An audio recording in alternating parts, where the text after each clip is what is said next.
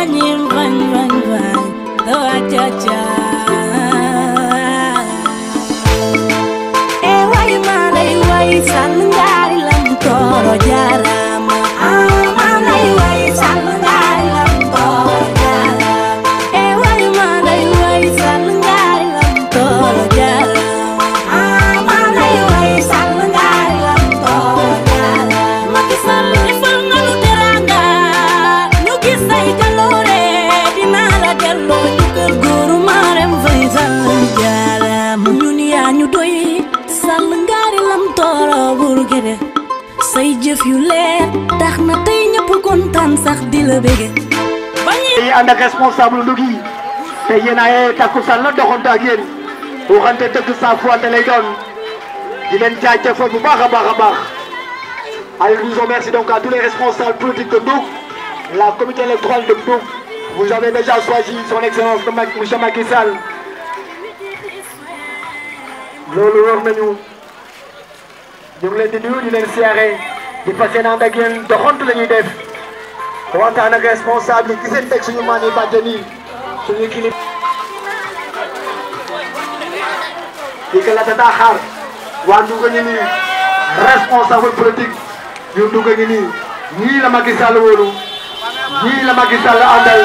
ñii ñoo fas yéene fal Macky Sall déjà au premier tour ñu ngi leen di jaajëfal bu baax a baax. Allez, merci bien. waaye tamit di rafetlu El Hadj Kembois taxawaayam ci biir Fatick ak àndandoo ak ay frères am ak ay sœurs am.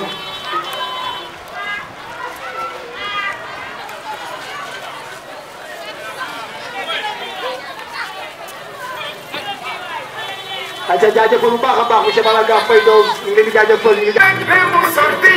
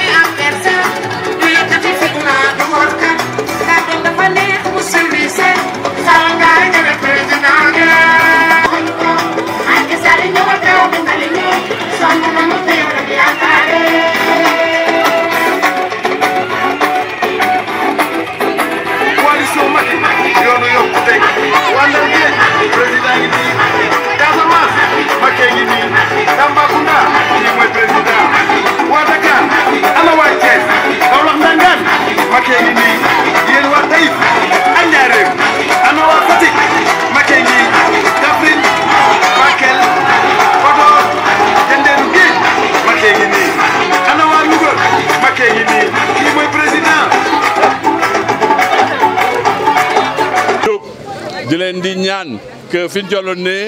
Macky Sall mooy suñu frère moom moo aye tey dañoo bëgg carte yi ku ko jëlu nga jëlee sa carte ba 24 ñu voté massivement gagné ko au premier tour tey moo tax ñun ñëpp ñu ëpp suñu bureau yi Dakar ñëw Fatick fas yéene fi nekk ak yéen ba élection yi jeex le 24 au soir mu jeex le 25 ñu def suñu noos def suñu nu ñu koy waxee encore ñu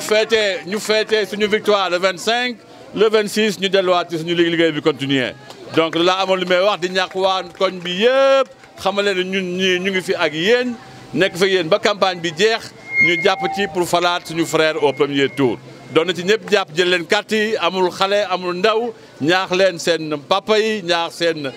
yaay yi ñaax seen tante yi man xale yi sax yaa ngi wax ak xale yu jigéen yi wax ñëpp bu kenn des ci kër yi na ñëpp dem voté ji massivement wasalaam.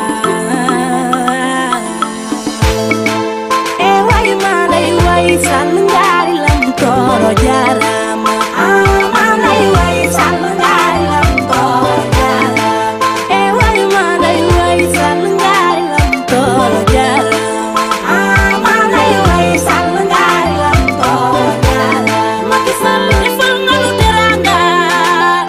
say jaloore dinaa la delloo njukkal góoru Marème Faye Sall jaaraama ñun yaa ñu doy Sall ngaari lam tooro bur gede say jëf yu leer tax na tey ñëpp kontaan sax di la bége ba ñuy xëccoo wurus yow Sall ngaari yaay suñu ngalam gis nañ fi émergence jafe-jafe ci réew mi yaa ko fi jële yoo lelelelelelelelel yoo aaye gis nañ fi lu ci mel ni jam ñaajo arena autoroute ba Ila Touba tabax fi ay juma Macky yow la nu wóolu ndaanaan nga duñu la fi jële way maa lay way Sall ngaari lam tooro jaaraama maa lay way Sall ngaari lam tooro jaaraama way maa lay way Sall ngaari lam tooro jaaraama maa lay way Sall ngaari lam tooro jaaraama Macky Sall defal nga nu teranga ñu gis say jaloore dinaa la delloo njukkal góoru Marème Faye Sall jaaraama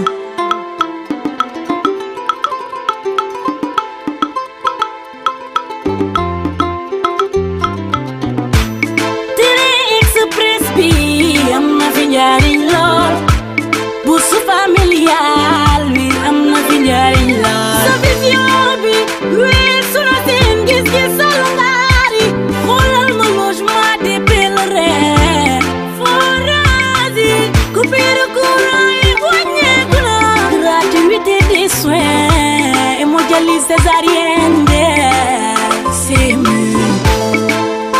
way maa lay way Sall ngaari lam tooro jaaraama maa lay way Sall ngaari lam tooro jaaraama way maa lay way Sall ngaari lam tooro jaaraama maa lay way Sall ngaari lam tooro jaaraama Macky Sall defal nga nu teranga ñu gis say jaloore dinaa la delloo njukkal góoru Marème Faye Sall jaaraama jantal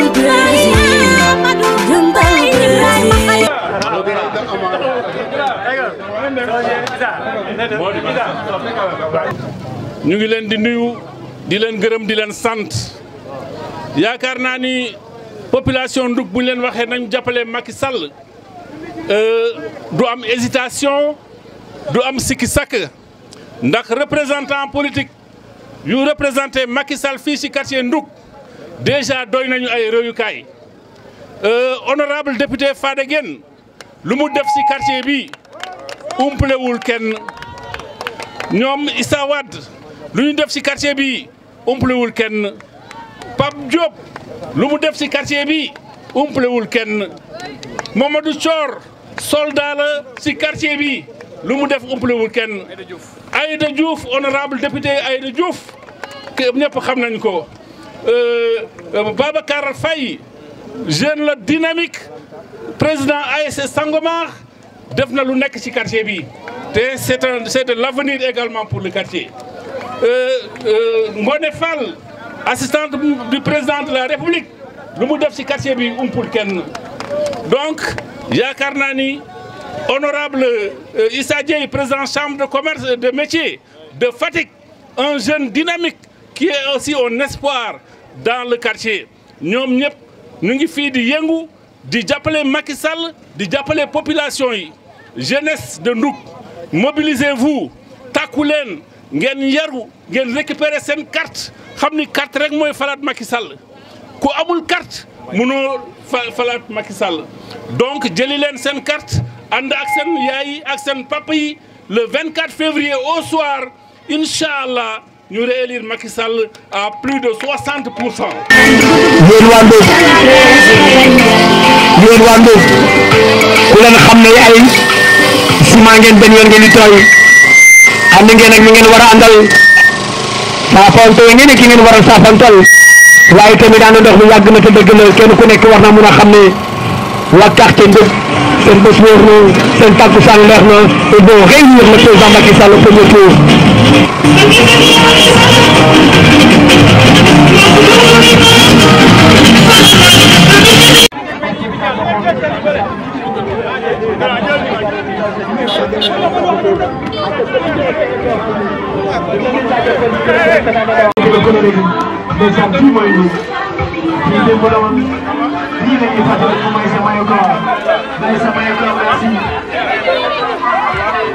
Madame Baron Ngoné Fall, Madame Baron Ngoné Fall, ñoo dañu wóolu. Takkusaan lay doon doxantu lay doon ci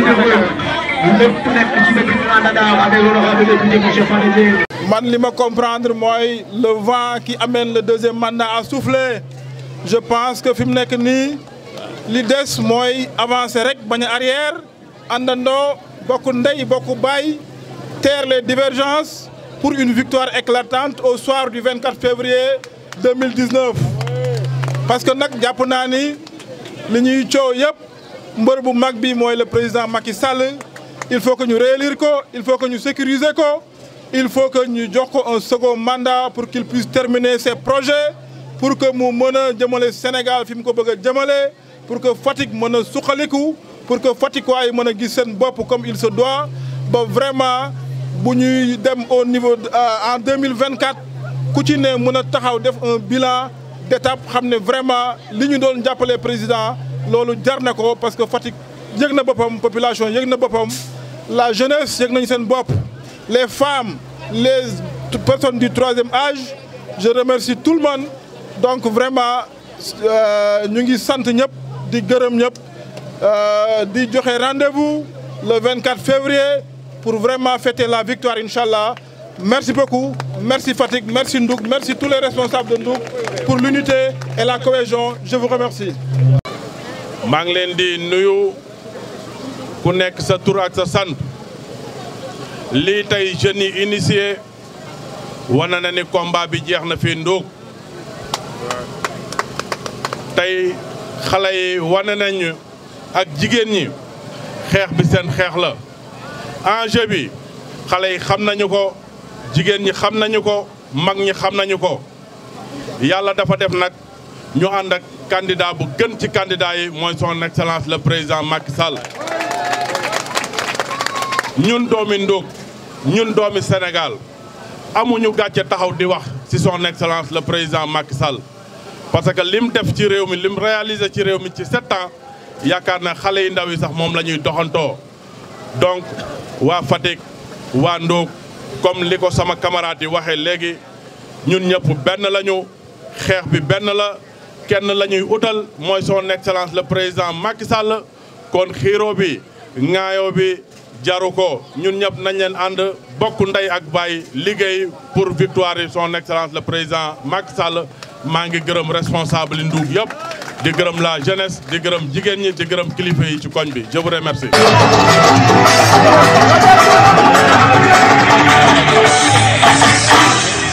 Son excellence. doxantu bi activité.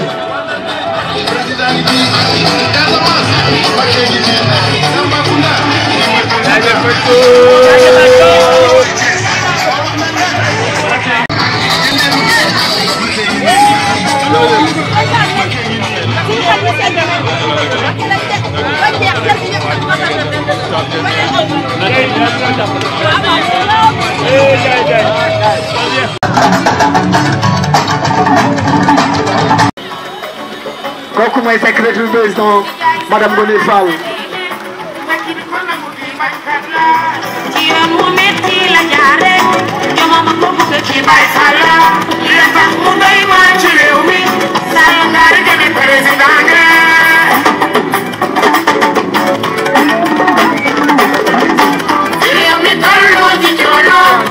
ate jaajëfal bu baax a baax.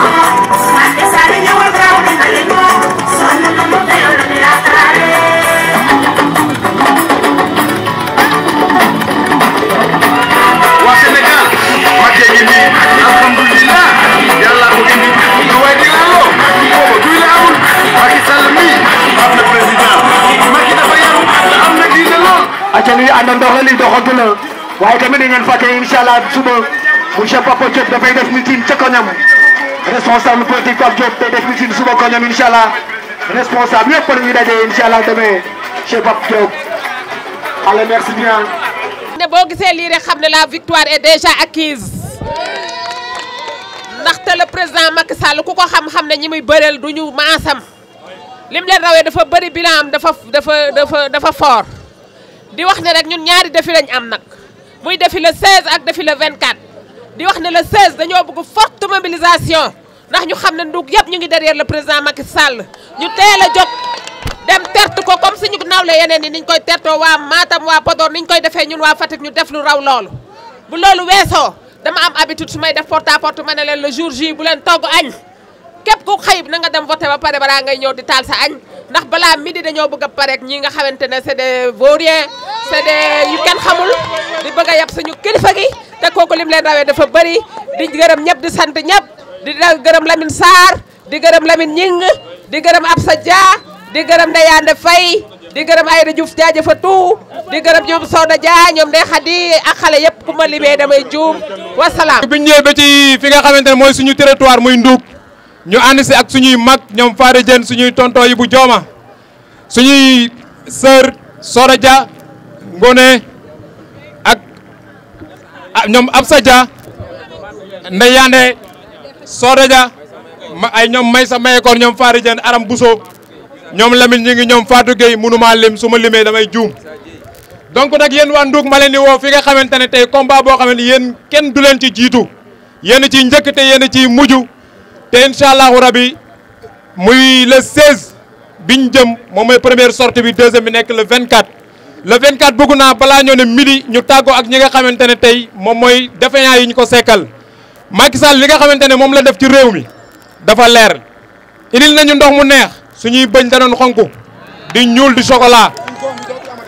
li nga xamante ne tey jii moom moo newoon suñu problème ne dootul nekk suñu problème dootul nekk suñu problème yi doom kon nag nañ leen fexe le 24 février ñu ànd ak honorable député ànd ak waa Ndouk yëpp sigil ki nga xam ne mooy le président de la république ci ndam lu leer lu set wicc jërë ngeen jëf Ndouk. ñun centre de vote yi ñoo fay gagné bureau de vote yi ñoo fay gagné léegi nag ñaax moo ci des.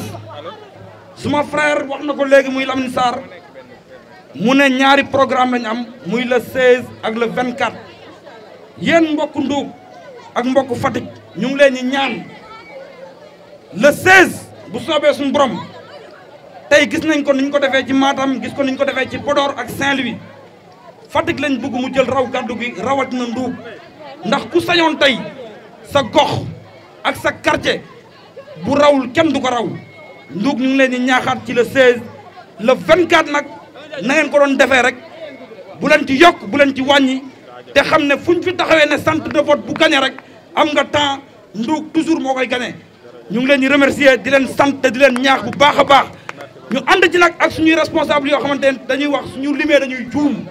waaye dañ koy tey lim bi dañ koy jël rek teg ko ci loxo honorable mu jottali ko responsable yëpp donc Ndouk sant nañ leen gërëm nañ leen je vous remercie. di nuyu di leen sant di leen gërëm goo xam ne nag am na fu mu commencé waaye amul fu mu jeexee parce que nag oote ñu uyu la di préparé woo ko dama ne koo deful sa xol wala koo amul si moom cofeel du topp sa ginnaaw ñu ci am mbégte bu baax a baax a baax a baax di remercier la jeunesse di remercier les femmes de façon générale di wax rek ne tey Ndouk a montré une fois de plus que c'est un quartier éminemment politique je pense que tey en tout cas li ñu def tey c'est une très très très grande réussite te li ci gën a neex nag mën nga def sa caravane de di romb waaye di romb di gis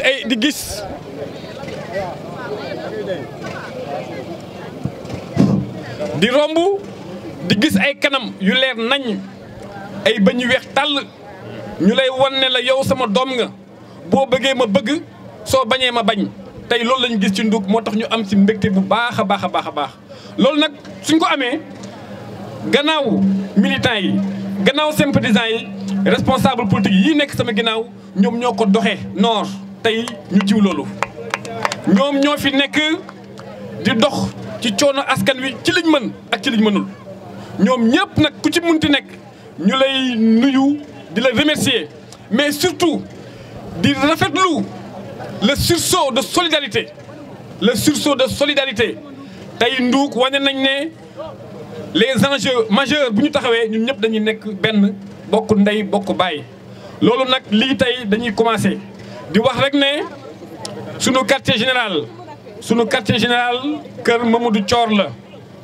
di wax rek ne dañuy doog a door programme bi nag yaatu na danse na dinañ ko partagé di wax ne suba ci samedi bi ñun ni ñu nekkee benn tey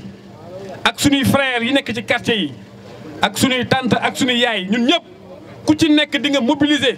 ñun ñëpp ñu dem uyu notre grand frère Pape Diop Mbossé dañu bëgg a def un grand meeting demain à Ndouk loolu nag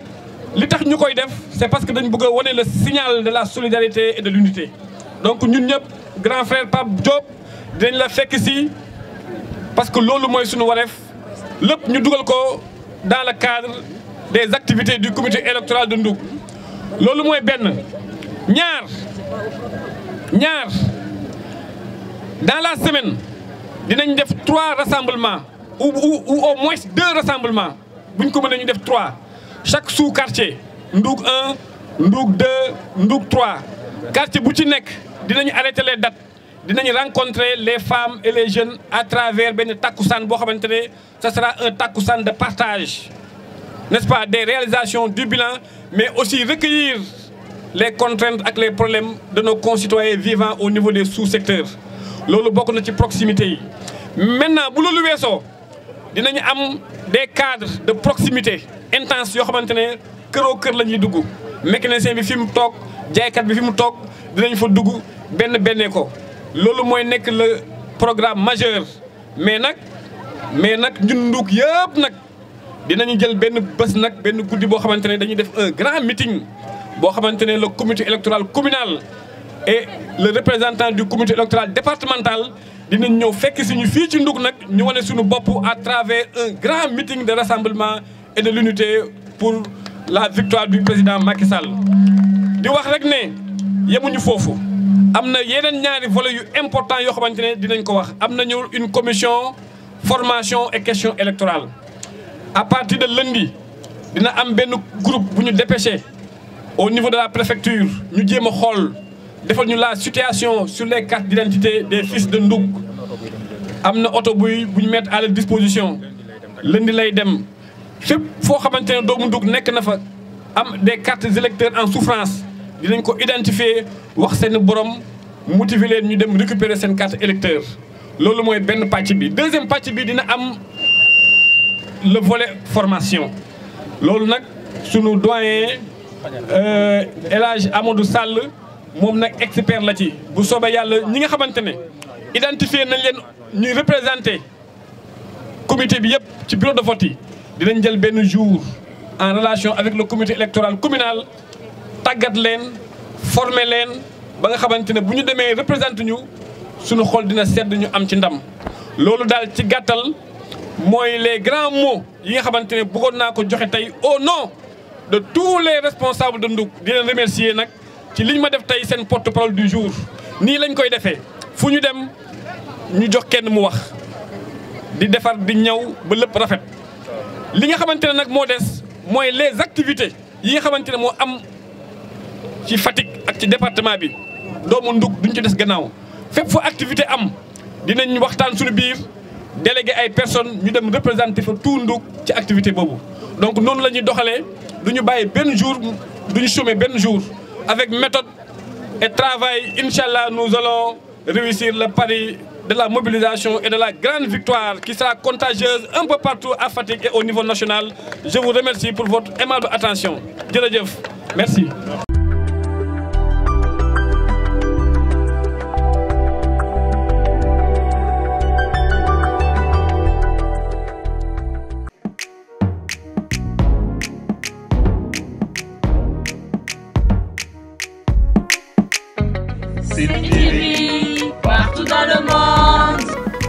man maa ngi kontaan loolu aussi nag seen ñëw fii waa Sen TV. seen télé bi yàlla na ko yàlla télé bu mag te bu dee télé bu mag tam yàlla leen jig te bu leen jigee yàlla jig seen i soppe yàlla mën na ko te bu ko defee dana ko ci fekk yàlla na ko yàlla def. Regardez Sen TV au Sénégal, le frère. Sen TV Sénégal. Sen TV Sénégal, meilleure télé. C'est la France qui vous le dit. Fatick mi ngi dund de mais du point de vue communication Sen TV nga def lu mu ci ayib. ne serait-ce que pour ça rek war na tax ba ñu jàppale leen bu baax ndax ñu mën a créer pourquoi pas une télévision régionale te defe naa loolu sax mooy seen mébét ñu dem ba am fi une télévision privée régionale boo xamante ne yeneen télé yi fi nekk ci dëkk bi duñ leen yóbbul dara. encore Sen TV nooy mooy coosaano ay waayo. ñi nga xamante ne yéenay génn xibaar yi ba ñëpp di si teg seen bëttam yal na leen yàlla defal na may leen ndam may leen ay matuwaay yoo xamante ne fi ñuy dégg ñëpp dinañ leen fa dégg. Sen TV partout dans le monde. yéen tamit ñoo ngi leen di jaajëfal bu baax di leen ñaanal seen liggéey bi ci kaw si kanam rek. Sen TV Sénégal. Kamfuda Sen TV. Parce que Sen TV côté Ndjegu. Moi personnellement je vous conseille de regarder Sen TV au Sénégal. Assalamualaikum mbokk Sénégal wóoratul bañ a seetaan Sen TV man la Michel Perlo from Moscou mooy Passima Dream Sen TV ñoo ngi seetaan Sen TV. kin ka anda cosaan a sidik maa ngay ngeen